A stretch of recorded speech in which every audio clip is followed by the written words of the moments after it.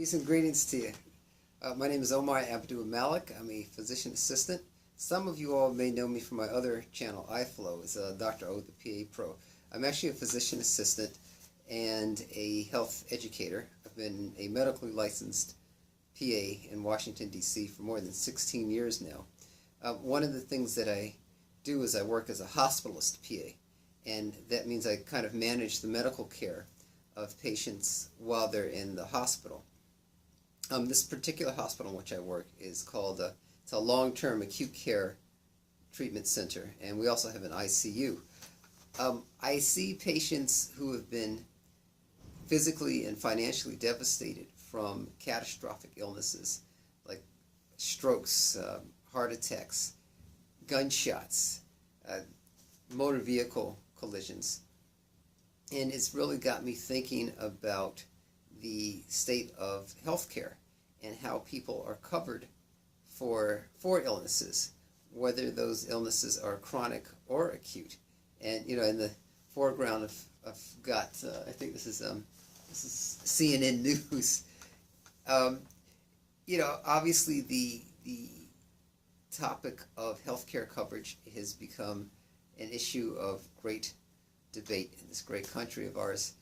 What's best for the majority of Americans.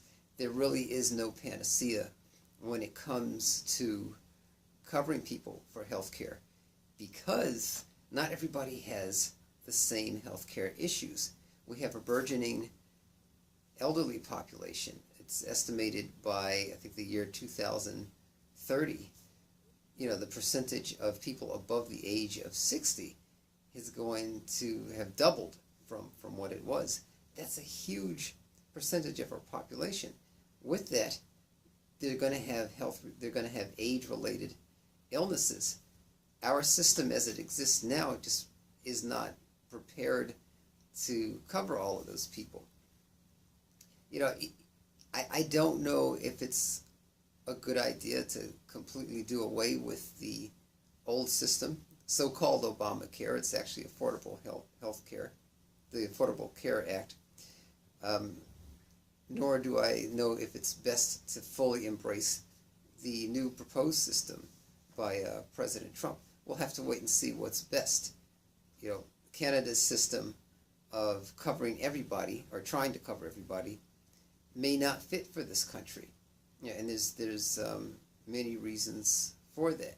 I can tell you that as a physician assistant, it can be very frustrating sometimes when you're trying to do what's best for your patients, and then you find, well, no, you've got to get an override for this particular procedure or medication for this patient, or you have to be careful about what to do for the patients, because nobody wants to get a bill at the end of their hospital stay for several $1,000s that they can't pay.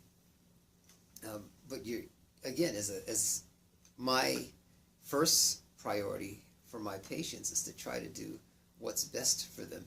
So I'm not thinking about, hey, if I order this particular lab result or this particular test, how's it going to affect that patient financially? But that's one of the realities of our situation as people. If you are a relatively young or relatively healthy person, you may not even be thinking about healthcare coverage. You may believe that you don't need it. But I have patients at this hospital that range in age from 18 to 20 years old all the way to being in their 90s. And when you're in the hospital, you don't want to stay in the hospital. You want to get out, but you also don't want a bill, nor does your family want a bill. But I'm curious to know what you all's thoughts are about our healthcare coverage. What's been your experience when you have visited the hospital or the clinic, and you've had to deal with insurance or the lack thereof?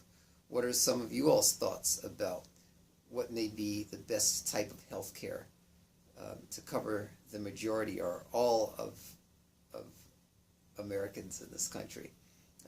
I would ask that you please try to refrain from the use of profanity in posting your comments and or questions.